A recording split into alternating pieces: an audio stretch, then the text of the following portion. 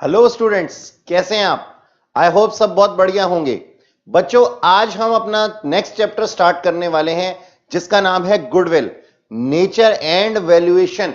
यानी कि हम पढ़ेंगे आज गुडविल का एग्जैक्ट मीनिंग, उसका नेचर कि वो होती क्या है, और साथ ही सीखेंगे क्या, हम सीखेंगे सर इसकी वैल्यूएशन के मेथड। तो चलो बच्चों, स्टार्ट करते हैं अपने चैप्टर को। हमने सबसे पहले क्या लिखना है, अपना चैप्टर का नाम। यह है हमारा चैप्टर, चैप्टर 3, ठीक है ना। और इसका नाम है गुडविल, नेचर एंड वैल्यूएशन। ठीक है जी। क्या होता है ये गुडविल बच्चों?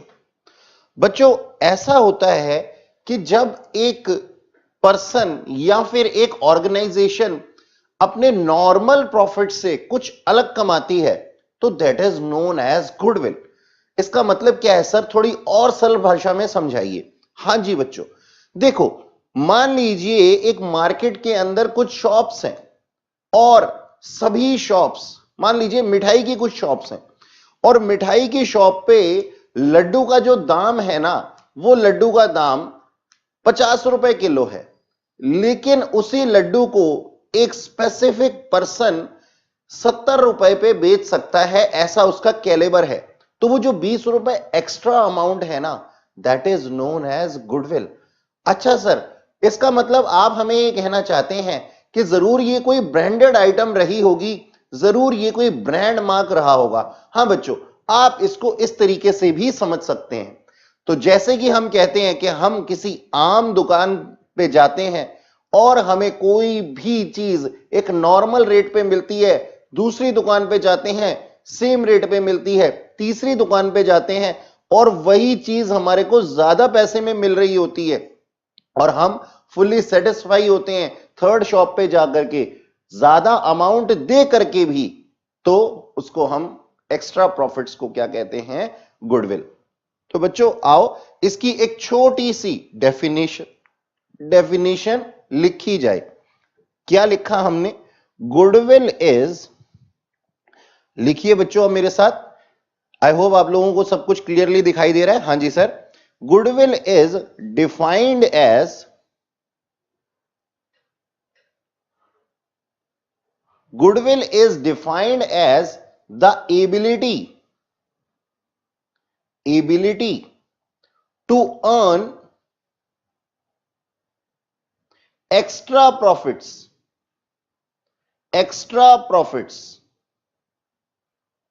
or over normal profits। ठीक है जी। यानी कि नॉर्मल प्रॉफिट्स के ऊपर अगर कोई कमा सकता है, एक्स्ट्रा प्रॉफिट्स कुछ कमा सकता है, तो हम उसको क्या कहते हैं सर? हम उसको कहते हैं सर गुडविल। ठीक है जी। तो goodwill is defined as ability to earn extra profit over normal profit by an organisation. ठीक है ना बच्चों? तो ये एक छोटी सी डेफिनेशन हमने गुडविल की सीख ली। अच्छा, अब गुडविल बच्चों दो तरीके की होती है। गुडविल दो तरीके की होती है। क्या होते हैं ये दो तरीके, आइए देखते हैं और समझते हैं। सर, गुडविल को हम दो पार्ट्स में मान सकते हैं कि ये गुडविल होती है। नंबर 1 क्या? Self generated.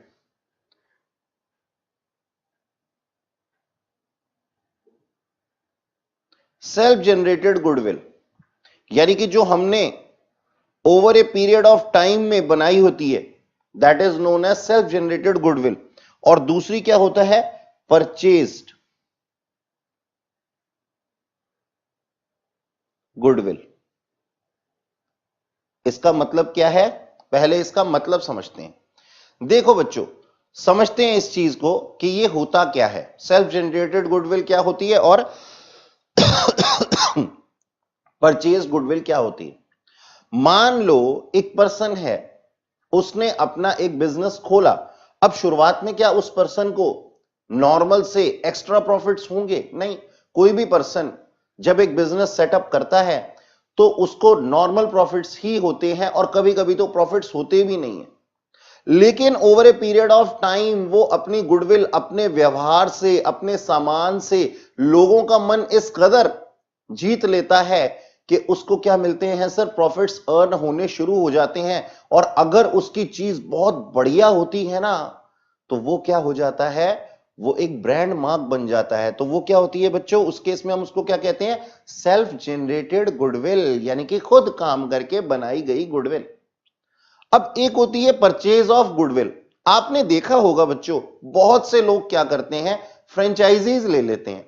यानी कि मान लीजिए मैंने क्या किया, किसी ब्रांड की फ्रेंचाइजी ले ली, परचेज कर ली, तो ये क्या है, purchase of goodwill.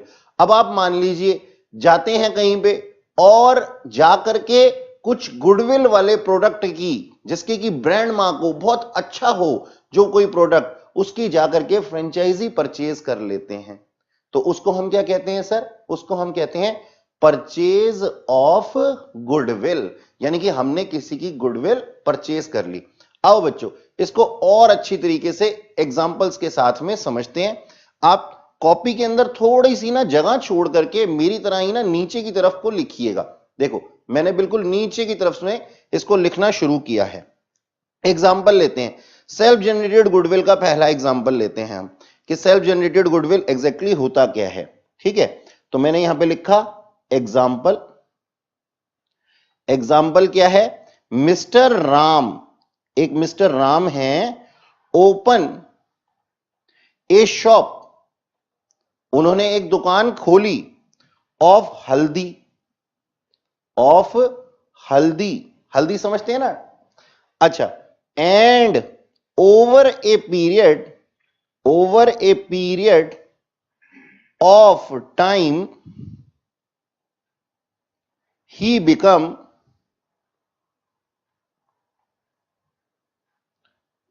Over a period of time he become Haldiram. ठीक है ना, यानी कि वो क्या बन गया आगे चल करके, राम, उसने दुकान खोली हल्दी की और बन गया क्या, हल्दीराम। आज हम उसको क्या जानते हैं जी, हल्दीराम मिठाई वाले के नाम से जानते हैं। ठीक है जी, तो हमने क्या बोला, हल्दीराम। ओके सर, वहां तो मिठाइयां मिलती हैं, आप तो हल्दी की बात कर रहे थे, बस वैसे ही बना दिया मैंने आप लोगों के लिए। अच्छा चलो एक और एग्जाम्पल लेते हैं बेटा, एक और एग्जाम्पल लेते हैं। अब ना ये हल्दीराम की गुडविल को देख करके ना किसी पर्सन के मन में क्या आ गया, लालच आ गया।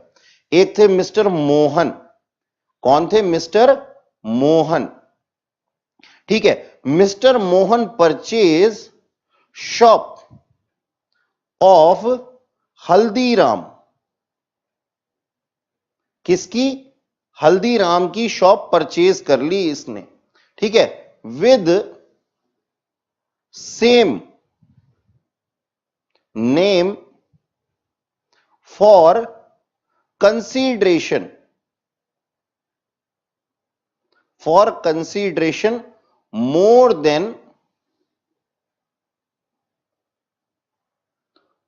than fair market value, fair market value।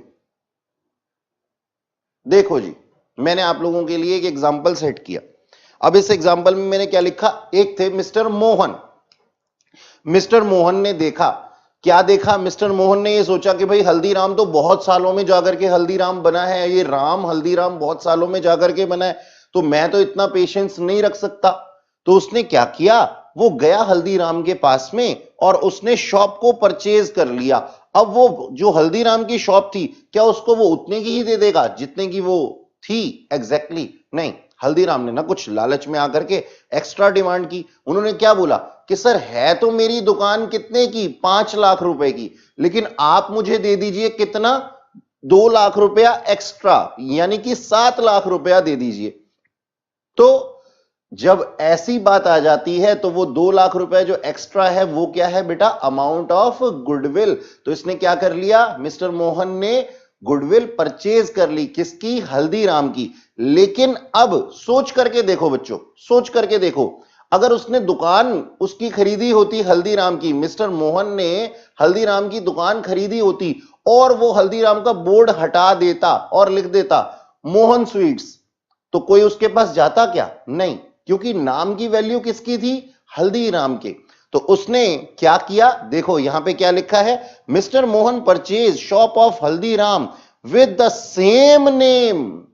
Same नाम, नाम तो सेम ही रहेगा, क्योंकि अगर नाम का ही तो जादू था ये, अगर नाम का जादू खत्म कर दिया गया तो फिर तो काम नहीं चलेगा। इसलिए हम क्या करेंगे, लिखा हुआ है हमने सेम नेम फॉर कंसीडरेशन, यानी कि उसने उसको कंसीडरेशन कितनी दी थी, more than fair market value, यानी कि जितनी उसकी फेयर मार्केट वैल्यू थी ना, जितना उसका एक्चुअल परचेज प्राइस था, जितना उसका एक्चुअल मार्केट प्राइस था, उससे ज्यादा पैसे दिए गए। बात समझ में आई आप लोगों को। तो ये दोनों एग्जाम्पल थे क्या हमारे पास में, गुडविल की परचेज के और सेल्फ जनरेटेड गुडविल के। चलिए अब इसका अकाउंटिंग ट्रीटमेंट थोड़ा सा देखते हैं, वापस आ जाते हैं, वापस से अपने पॉइंट पे आ जाते हैं कि सर गुडविल का जो सेल्फ जनरेटेड गुडविल होती है उसका क्या अकाउंटिंग ट्रीटमेंट होता है, और जो परचेज गुडविल होती है उसका अकाउंटिंग ट्रीटमेंट क्या होता है।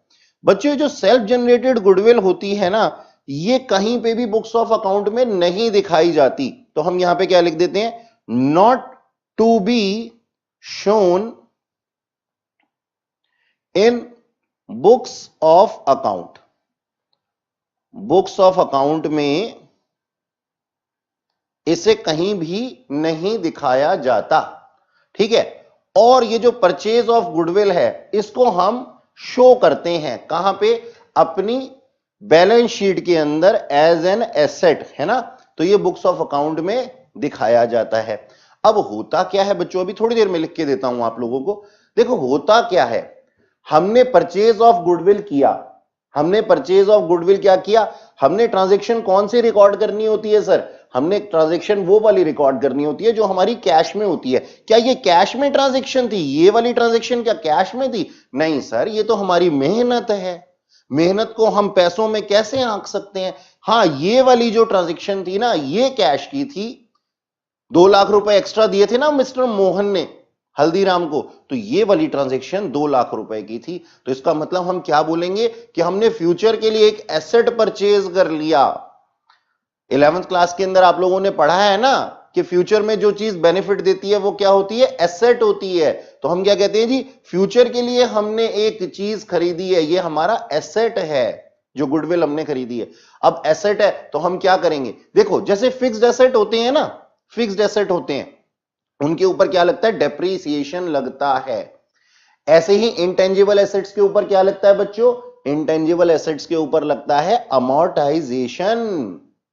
तो ये जो अमोर्टाइजेशन है, यानी कि सर दोनों का नेचर सेम है, चाहे डेप्रीसिएशन हो चाहे अमोर्टाइजेशन हो, हमें क्या करना होता है, अपनी बुक्स ऑफ अकाउंट से इसको राइट ऑफ करना होता है।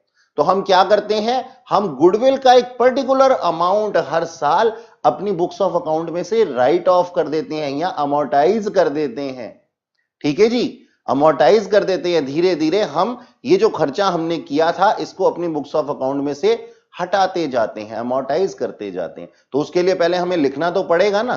तो ये वाली जो purchase of goodwill, purchase goodwill होती है, इसको हम क्या करते हैं जी, इसके आगे मैं लिख देता हूं to be shown, to be shown in books of account as an asset, ठीक है ना, एज एन एसेट हम इसको रिकॉर्ड कर लेंगे, ठीक है जी। और फिर इसके बाद में हम क्या करते हैं, हम करते हैं सर इसका amortisation, amortisation will be charged on period basis, ठीक है बच्चों, मेरी बात समझ में आई आप लोगों को। तो हम क्या करते हैं, इसको धीरे धीरे अपनी बुक्स ऑफ अकाउंट में से अमोर्टाइज कर देते हैं। ये लो, मैं इस अमोर्टाइजेशन वर्ड को क्या कर देता हूं, एक रेड कलर की बाउंड्री से ब्लॉक कर देता हूं। ठीक है जी, आई होप आप लोगों को ये बातें बहुत अच्छे से समझ में आ गई होंगी। बेटा ये हमारा बेसिक्स है, अगर हमें ये पता ही नहीं होगा कि हमारी गुडविल होती क्या है, अगर हम उसको फील नहीं कर पाएंगे तो अब क्या होगा, फिर आगे जाकर के हम गलतियां करेंगे, है ना। तो ये हमारे बेसिक्स है, इन बेसिक्स को हमें बहुत अच्छे से समझना है। हां जी सर, हमें तो हमेशा बहुत अच्छे से समझ में आता है। चलिए बच्चों, अब थोड़ा सा इसको मैं आगे बढ़ाता हूं चैप्टर को। देखो जी, जैसा कि मैंने आपको अभी अभी एक चीज बताई थी ना कि दो ऑप्शन होते हैं, इस तरीके से हम क्या करते हैं, कुछ एक एग्जाम्पल से कुछ प्रैक्टिकल करने की कोशिश करते हैं। ठीक है, ये देखो, हां जी देखो, अब मैंने आपको क्या बोला था, एक पर्सन थे मिस्टर मोहन। अब हम मोहन का नाम बदल के ना नथुराम रख देते हैं। ठीक है, हाँ सर, चलो रखते हैं इसका एक नाम, मिस्टर नथुराम। कौन, Nathuram ji. Have two options.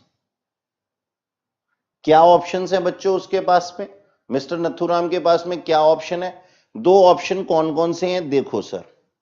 Option है नंबर 1 कि वो क्या करे, अपनी एक स्वीट शॉप खोले। ठीक है, तो उसने अपनी एक स्वीट शॉप खोल ली। ठीक है, ये उसने एक अपनी स्वीट शॉप खोल ली। ठीक है सर, अब वो क्या करेगा, स्वीट शॉप खोल करके अपने नाम पे काम शुरू कर देगा। अब जब वो अपने नाम पे काम शुरू कर देगा तो एक लंबे टाइम पीरियड के बाद में उसको जाकर के सफलता मिलेगी, यानी कि उसको धीरे धीरे धीरे ग्राहकों का प्यार मिलने लगेगा, कस्टमर्स का प्यार मिलने लगेगा। तो मैं यहां पे ना आप लोगों के लिए लिखता हूं, प्रॉपर लिखता हूं, आप भी लिखिए। पता है क्या होता है, हमें अभी तो ये बातें समझ में आ जाती हैं बच्चों, लेकिन ना जब बाद में हम रिवीजन कर रहे होते हैं ना, तो हमारे दिमाग में नहीं आता कि हमने डायग्राम बनाया था इसका मतलब क्या है। तो हम ना प्रॉपर इसकी जस्टिफिकेशन भी लिखेंगे। ठीक है, तो आप बिल्कुल वैसे ही लिखना अपनी कॉपीज के अंदर जैसा कि मैं लिख रहा हूं। तो मिस्टर नथुराम के पास में पहला ऑप्शन क्या है, पहला ऑप्शन है सर, अपनी शॉप ओपन करे, टू ओपन ए शॉप। ठीक है जी, बाय नेम नथुराम। ठीक है, अपने नाम से, नथुराम के नाम से। ठीक है जी, and practise business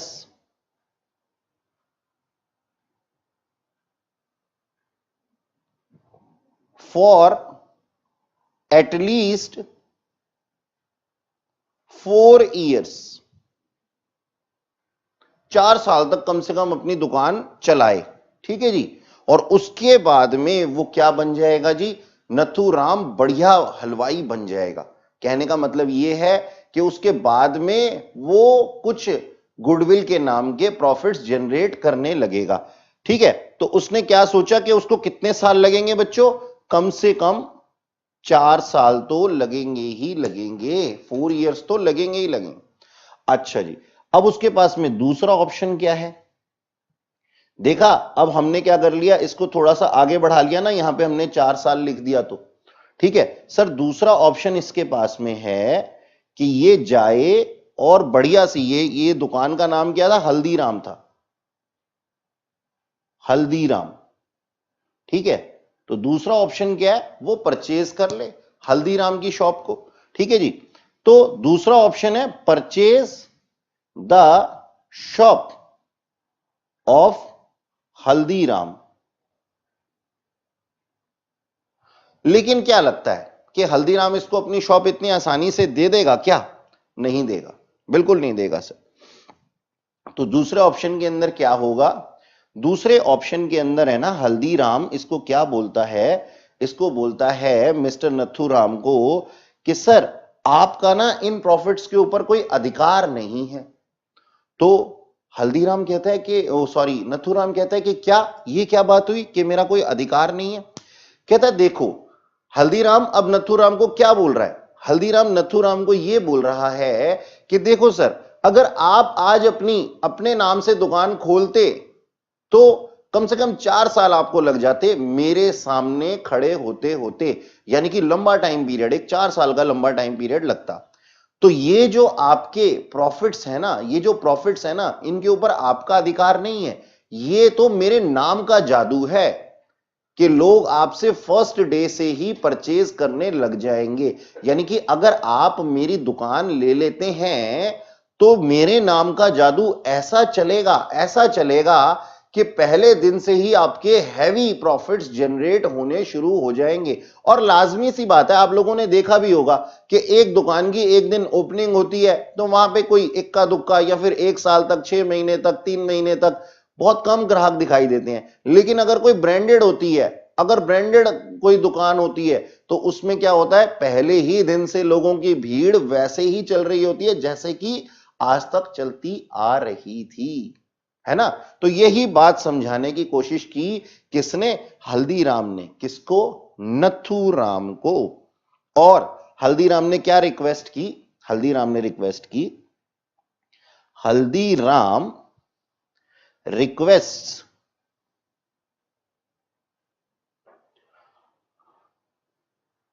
Nathuram,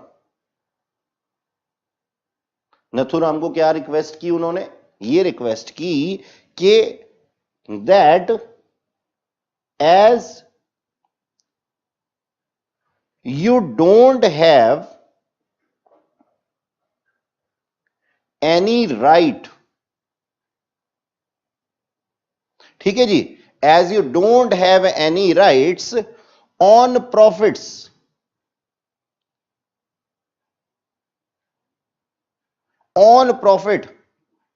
of same business,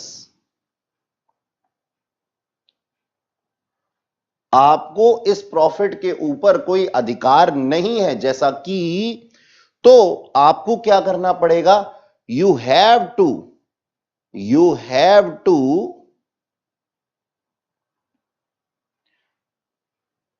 give me the profits on estimated basis, on estimated basis.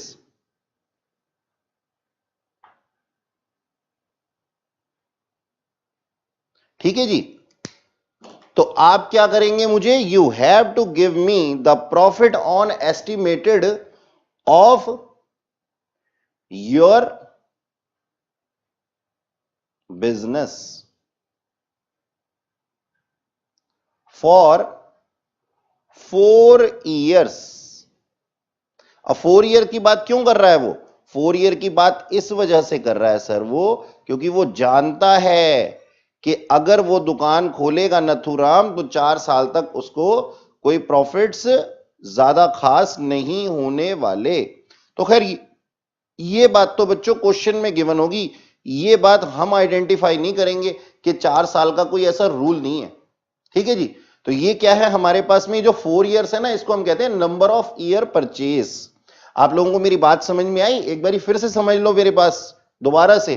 कहता है हल्दीराम ने क्या रिक्वेस्ट की नथुराम को कि सर जैसा कि आपका अधिकार नहीं है इन प्रॉफिट्स पे, क्यों, क्योंकि ये प्रॉफिट्स तो मेरे नाम के जादू से आ रहे हैं, ठीक है, तो आप 4 साल तक जितने भी प्रॉफिट्स कमाएंगे उसको एस्टिमेटेड बेसिस पे, यानी कि ऐसा नहीं है कि एक्चुअल प्रॉफिट सारे के सारे मेरे को दे दो, एस्टिमेटेड बेसिस पे मुझे दे दो एक्स्ट्रा में। ठीक है जी, ओवर, अब यहां पे 4 ईयर्स, तो हम इसको क्या बोलते हैं कि जो ओवर द अमाउंट दिया है, यानी कि फेयर मार्केट से ज्यादा ये जो 4 साल के प्रॉफिट्स का एस्टिमेटेड बेसिस पे दिया है, यही क्या है, गुडविल है। तो हम क्या बोलते हैं, ये जो एक्स्ट्रा अमाउंट है ना, ये जो 4 ईयर्स के प्रॉफिट्स हैं, that is known as goodwill. तो हम क्या कहते हैं, दैट इज गुडविल। ठीक है जी, यानी कि हम क्या लगाएंगे, एक एस्टिमेशन लगा लेंगे कि भाई आप 4 साल में कितने प्रॉफिट्स कमाते होंगे। ठीक है, तो चलो एक इस चीज को अब एक अच्छे एग्जांपल से आगे और कंटिन्यू करते हैं।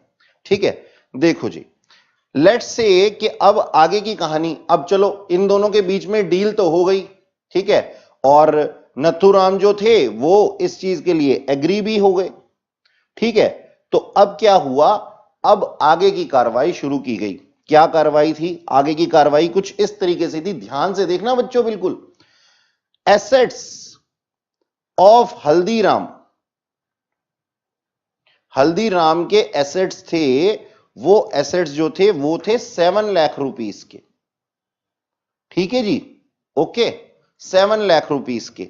और जो लाइबिलिटीज थी, अब किसी का बिजनेस खरीदोगे तो एसेट के साथ में क्या लाइबिलिटी नहीं आएंगी? बिल्कुल आएंगी सर, बिल्कुल आएंगी।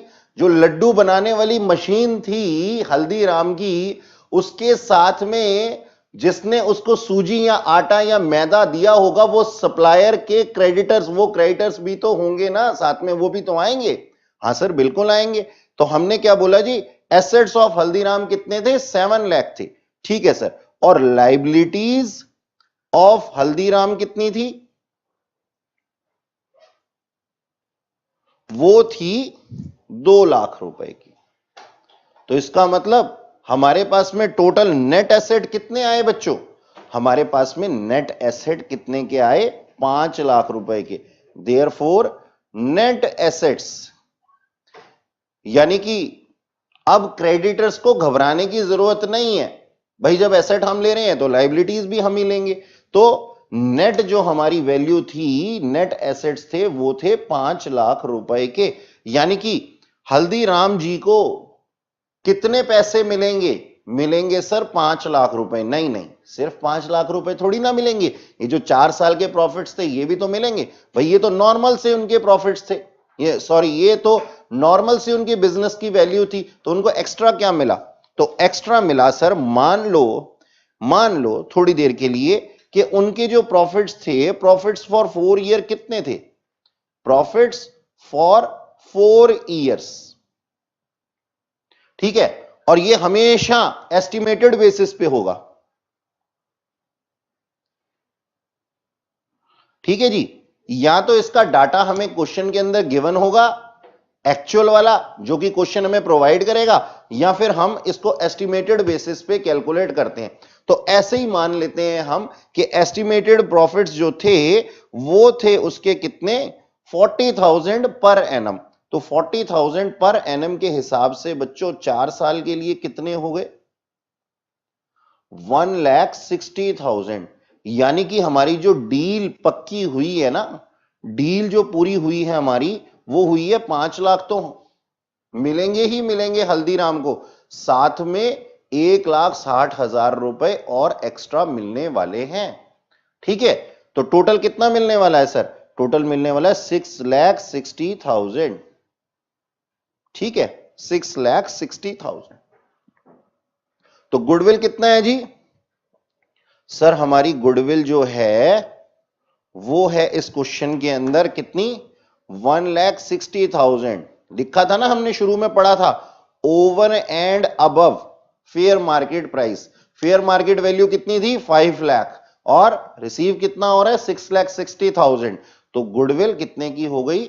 1,60,000 की, जो हमने एक्स्ट्रा अमाउंट रिसीव किया है। ठीक है जी, ये बात समझ में आई बच्चों आप लोगों को? चलो अब एक काम करते हैं, अब ना बहुत देर से हम बुक्स के बिना घूम रहे हैं। नहीं नहीं सर, हम तो बुक्स लेकर के आए हैं। ठीक है, मैं भी लेकर के आया हूं बच्चों, मैं भी अपनी किताब लेकर के आया हूं आप लोगों की तरह से, मैं भी तो स्कूल में आया हूं ना। ठीक है, अच्छा देखो, तो फिर हम बुक खोल लेते हैं अपनी, और बुक की बेटा इलिस्ट्रेशन नंबर 1 खोल लेते हैं। पेज नंबर है ये आपका 3.4। 3.4, ठीक है। तो 3.4 पे हमारा क्वेश्चन जो है वो, आज मेरे पास में जो मैंने अपने ड्रॉर से इसको पहले नहीं निकाला क्योंकि मुझे जरूरत नहीं पड़ी रिमोट की, तो हम इसको थोड़ा सा जूम इन कर देते हैं। ठीक है बच्चों, तो चले पढ़ें क्वेश्चन। हाँ सर, हम तो हमेशा से तैयार ही रहते हैं, मैं भी तैयार रहता हूं। देखो जी, ये है हमारे सामने क्वेश्चन, इलिस्ट्रेशन नंबर 1। देखो क्या लिखा है इसके अंदर, लिखा है Amrit dairy needs required the business of Shri Shivam for a purchase consideration of 5 lakh. 5 lakh की परचेज कंसीडरेशन है। आप अपने हाथ में हमेशा पेंसिल रखते हैं ना, मैं भी रखता हूं। परचेज कंसीडरेशन कितने की है? 5 लाख की। पेएबल बाय चेक, ठीक है सर, दे देंगे, कोई दिक्कत नहीं है। अब एसेट्स कितने हैं और लाइबिलिटीज कितनी है ये लिखी हुई है हमारे पास में, ठीक है।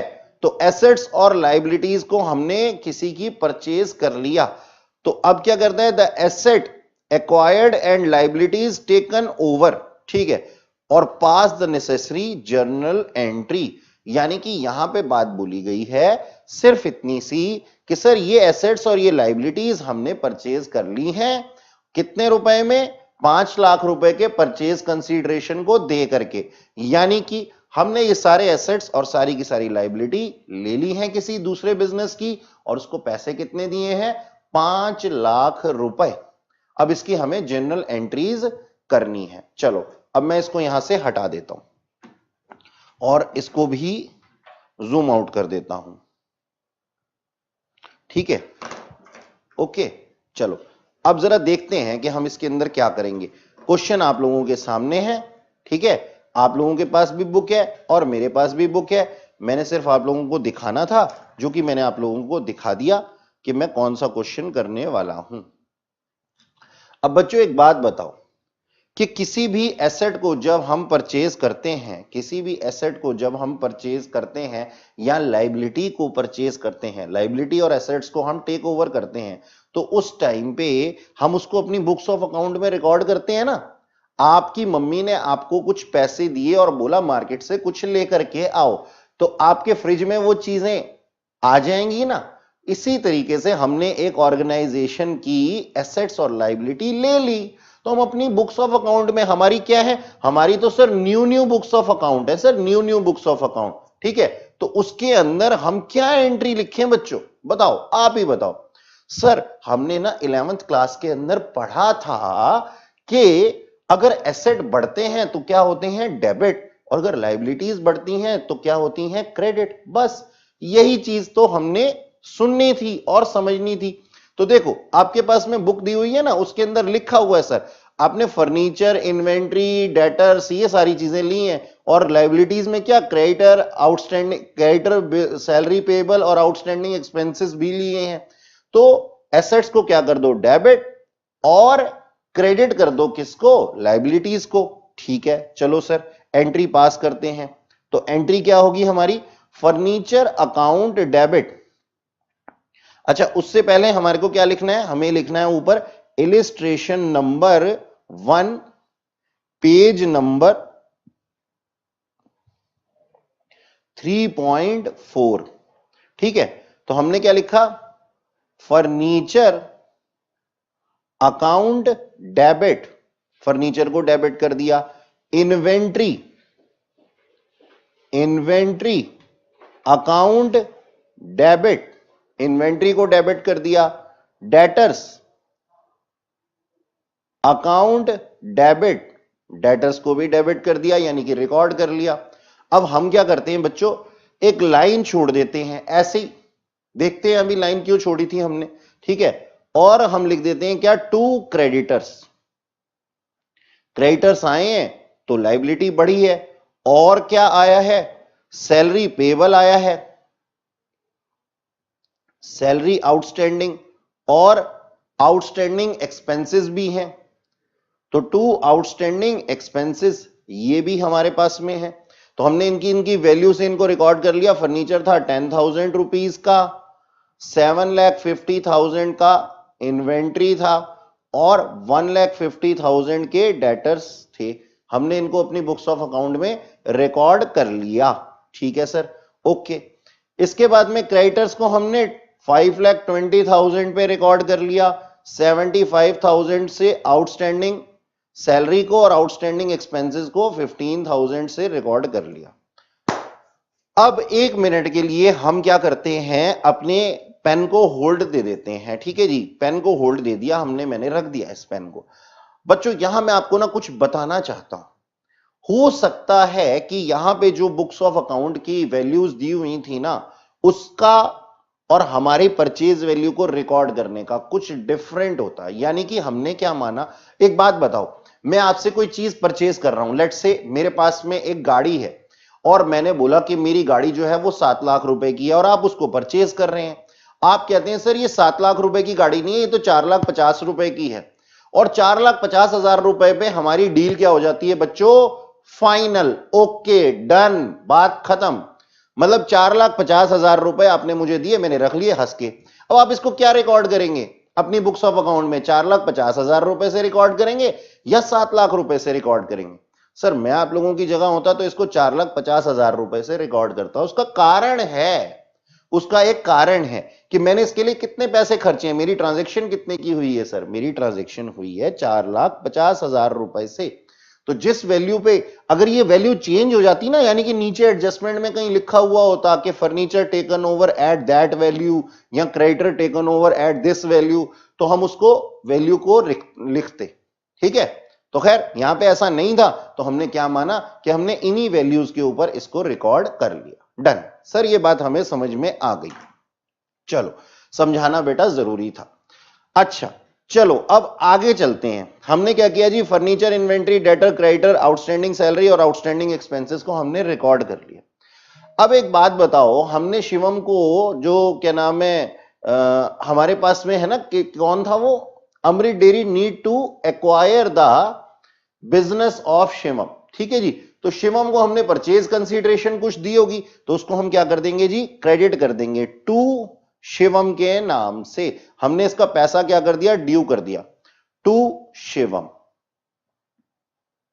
ओके ठीक है सर, शिवम भी तो हमारी लाइबिलिटी हो गई ना, तो हमने क्रेडिट साइड पे उसको रिकॉर्ड कर दिया, ड्यू कर दिया हमने इसका पैसा। कितना पैसा ड्यू कर दिया हमने, 5 लाख रुपीस। अब देखो बच्चों जरा ध्यान से देखो, एसेट्स तो हमने इतने के परचेज किए और पैसे जो हैं हमने, हमारी जो लाइबिलिटीज हैं वो ज्यादा हैं। तो अब कुछ आ जाएगी बैलेंसिंग फिगर, किधर की तरफ आ जाएगी, एसेट साइड पे। तो हम वहां क्या रिकॉर्ड कर देंगे, जब कुछ भी नहीं दिया हुआ, इसका मतलब हमारे जो एसेट्स थे वो क्या थे, कम थे, जितने की हमने पेमेंट की है उस वैल्यू से।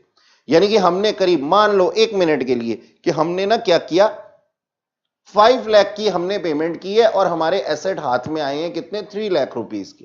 तो ये जो 2 लाख रुपए किस चीज के दिए हैं हमने, गुडविल के ही तो दिए हैं ना। तो जो एक्स्ट्रा अमाउंट दिया जाता है over the value of all assets, that is known as क्या, गुडविल।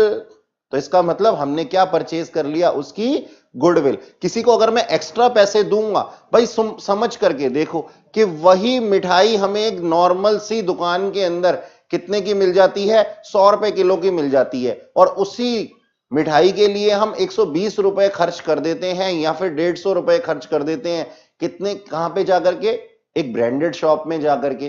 तो बच्चों वो जो एक्स्ट्रा अमाउंट है वो किस चीज का है, गुडविल का ही तो है ना। ठीक इसी तरीके से क्या किया हमने, उसको जो पेमेंट थी वो ज्यादा की करनी है, और एसेट्स हैं जो वो हैं कम के। तो इसका मतलब जो रिमेनिंग है ना एसेट्स में बैलेंसिंग फिगर, वो क्या है, गुडविल। तो हमने इसको क्या रिकॉर्ड कर देना है जी, गुडविल अकाउंट डेबिट। ठीक है, तो मैं यहां पे इसको ब्लू पेन से गुडविल अकाउंट डेबिट। ठीक है जी, गुडविल थी ये हमारी, और वो क्या है, बैलेंसिंग फिगर है। अब ये बैलेंसिंग फिगर कितने की आई है सर, 2 लाख रुपीस की आई है। ठीक है जी, तो इसका मतलब क्या हो जाएगा, इसका मतलब ये हो जाएगा कि हमने 5 लाख रुपए जो दिए हैं उसमें 2 लाख रुपए हमने क्या दिए हैं, गुडविल के दिए हैं। तो मैं यहां पे लिख देता हूं, being purchase of business, being purchase of business of mister, कौन थे, किसका बिजनेस किया था हमने, श्री शिवम का। Mr. Shivam. Being purchase of business of Mr. Shivam for purchase consideration rupees 5 lakh includes rupees 2 lakh as goodwill. ठीक है जी, ओके। तो हमारे पास में क्या है कि हमने 2 लाख रुपए गुडविल की परचेज कर ली है। ठीक है, ये आई होप आपको बहुत अच्छे से दिखाई दे रहा है। अच्छा सर, अब ये तो हमने सिर्फ वादा किया था उससे, अब वादा पूरा करने का भी तो समय आ गया, तो हम क्या करेंगे, हम एंट्री बना देंगे। क्या एंट्री बना देंगे जी? शिवम, ये हमारी सेकेंड एंट्री है। ठीक है, फर्स्ट एंट्री हमारी ये थी। ठीक है, Shivam account debit, Shivam's account debit to bank account, तो बैंक से हमने उसको कितना रुपया दे दिया? 5 लाख रुपीस पेमेंट कर दी। ठीक है जी, तो मैं यहां पे लिख देता हूं, अब चेक से पेमेंट की थी ना, क्वेश्चन के अंदर लिखा हुआ था, तो हम लिख देते हैं बीइंग चेक इशूड